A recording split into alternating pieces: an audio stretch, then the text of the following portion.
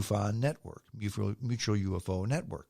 Okay, Christie said he had brought along a printout of issue number 11, which he opened on the bar counter before Sarah on Hines' article that was entitled UFO Flap in Zimbabwe, case number 95. And it begins. On Wednesday, September 14th, 1994 was an exciting night for South Africa. Around about 2050 or 21:05 hours, middle of the night, a pyrotechnic display of some magnificence appeared on the almost clear night of this part of the continent. Astronomers across the region soon reported that the pyrotechnic display was seen as far away as Zambia and Botswana, but it had been a meteor shower. Hind, though, reported receiving dozens of reports of capsule-like fireballs trailing with fire and flanked by two smaller capsules. Now, she also received several reports of alien sightings around the same time. A young boy and his mother reported a daylight sighting, a trucker who had seen strange beings on the road at night. And then on September 16th, Hayden received the report from Aerial School, which she records as one of the most exciting UFO stories of this or any other year. Now, Hines' narrative closely mirrors Sarah's recollection. At 10 a.m., Hind writes, on a hot day, the children were let out for their morning break. And that's when they saw the spacecraft land. Beings emerge from the craft, and they communicate with the children telepathically. Now, Hind, the UFO investigator, goes back to the testimony of the other children, who she says represented a cross-section of Zimbabweans, people from Zimbabwe. Black African children from several tribes, colored children, which are mixed race, Asian children, whose parents had come from India, and white children, mostly Zimbabwean born. Now, although all came from wealthy families because tuition at Aerial School was quite expensive, Hind believed their cultural differences gave rise to differing interpretations of the event, and that the differences in interpretation made the details that were all more common more compelling. One of the white students, for example, thought at first the little man in black might have been Mrs. Stevens' gardener, but then he saw the figure had long, straight black hair, not really like a black person's hair, so he realized he had made a mistake. Some of the black children thought the little short beings were what they call Zivwakos, and they're evil goblins of folklore. And they burst into tears because Zivwambos eat children, according to the legend, okay? Now, one person said, I could see the little man, who was about a meter tall, dressed in black, a shiny suit, and that he had long black hair, and his eyes, which seemed to be lower on his cheeks than our eyes, were long and elongated. The mouth was just a slit, and the ears were hardly discernible. Now, Hind's account ends with her outrage at the disbelief of the children's parents. Hind says, what a frightening incident of our society when we are confronted by something we don't understand and we don't even attempt to open our minds to the event. Now, Sarah, in the middle of this, ordered another beer because they're at a bar now. And she says, to be perfectly honest, I don't think you would be here talking to me now if it wasn't for Ms. Hind. What happened at Aerial was certainly weird, Sarah said. So many kids coming back from break with such similar stories. Recess to us, okay? But I don't doubt that many people would have heard about it if Hind hadn't made such a fuss. She was the first person to interview the kids and got the news out to all sorts of important people, John Mack included. And when John Mack was included, there was finally some vindication. Now, Hind's description of Mack from this time do suggest that she regarded him as something of a redeemer figure, a man who was not only open-minded and prepared to listen, but he was an academic in some standing. Anyone who risked his credibility with colleagues to come out and say he believes the experiences of the abductees were real had some clout.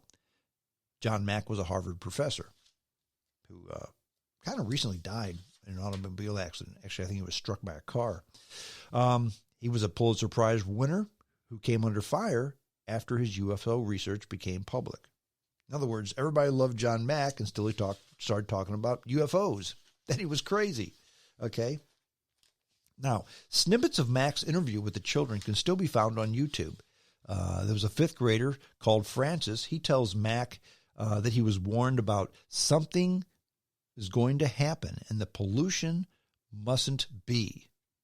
An 11-year-old named Emma said, I think they want people to know that we're actually making harm on this world and we mustn't get too technicalized, her words.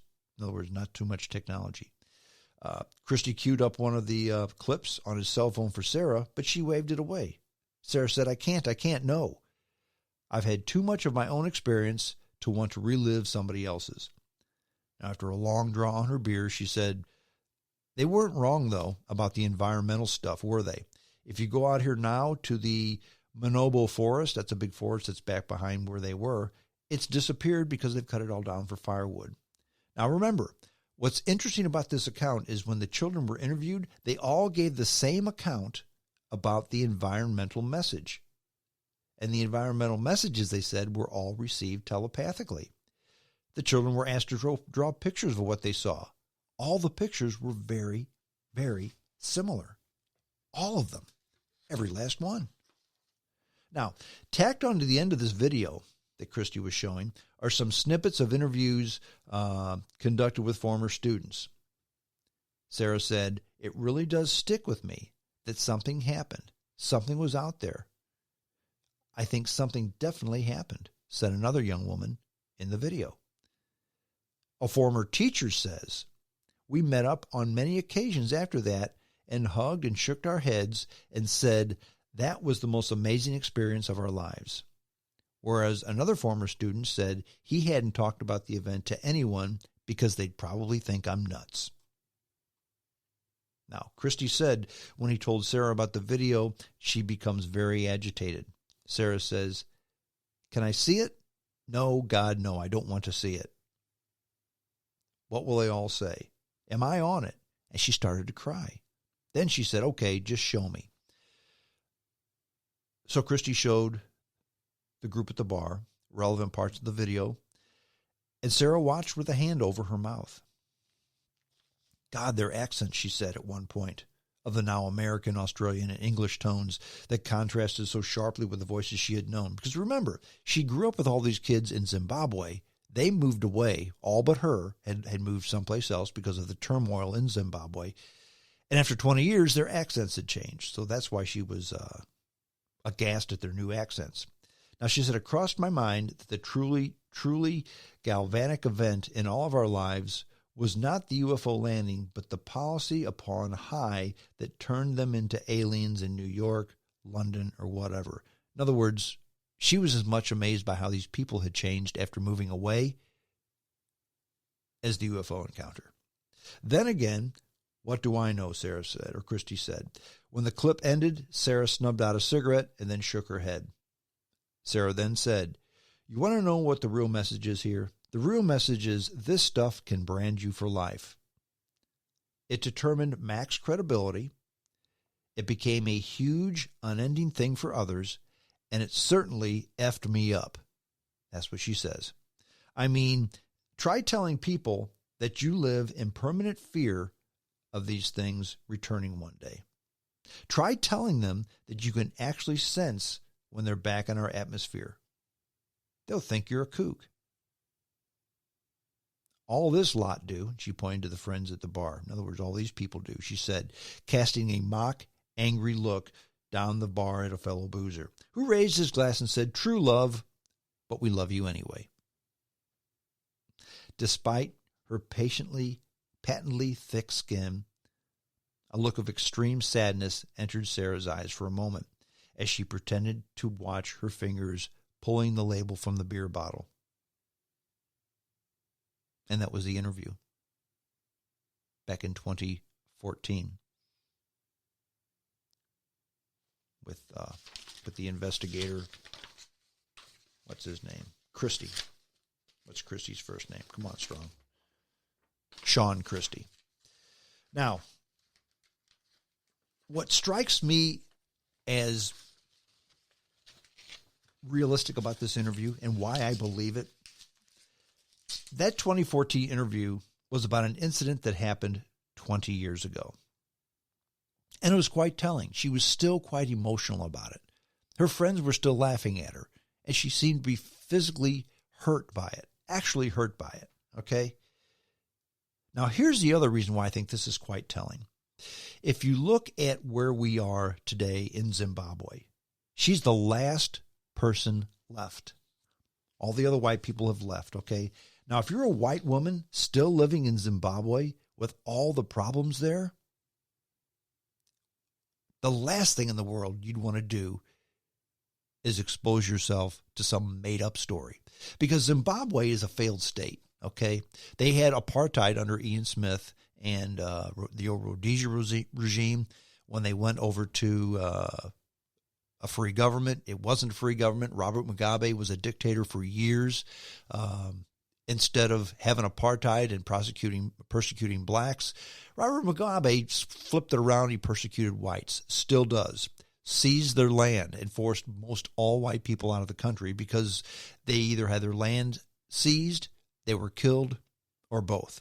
Zimbabwe is currently a failed state. They don't even have their own currency. They use the US dollar, okay? And this is a white woman who still lives in Zimbabwe. Why would she expose herself to this type of ridicule if it wasn't for real?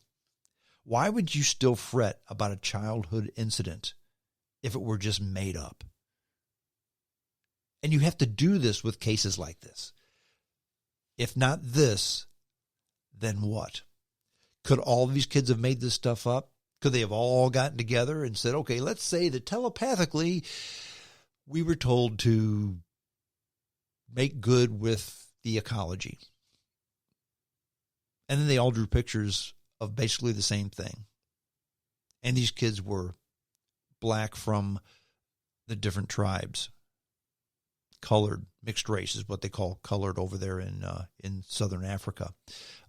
Asian, which is what they call people of Indian descent in southern Africa.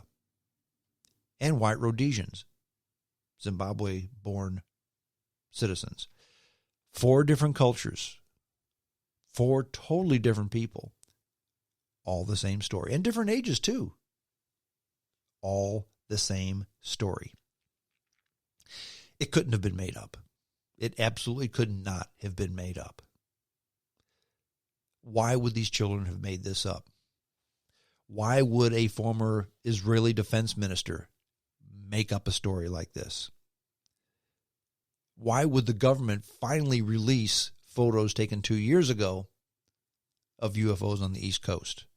And they did it because, look, these have been leaked. We may as well admit, yeah, sure, we'll come clean. Yep, they're real. They're the thing. We don't know what they are. These are compelling. And it just amazes me that even though we're probably not going to reach full disclosure anytime soon, we're taking more steps towards full disclosure. And anyone who thinks that the United States government will never provide full disclosure on what's going on with the UFOs, Mexico does, Brazil does, France does. They all admit it. All those countries, the official government entities say, yep, there's stuff going on, and it ain't from here. So basically, eventually, I think we will. But I find it fascinating that these stories are now being presented by traditional media sources, just not the fringe stuff. I suspect that more will follow too. And as I find them, dear listeners, I will certainly share them with you. Well, that's it. We're done. Hope you enjoyed the podcast. JamesStrongShow@hotmail.com. That's the email address. Send me your comments. Send me your questions. Or send me your email address. If you do, I will send you to the link of each podcast. Upon publication, you can download it and listen to it at your leisure. Or just pick it up on any place you get podcasts. I could read the whole long list, but you understand. Any place you get podcasts, you can get the show. Well, that's it. I'm done. Until next time, this is James Strong saying adios.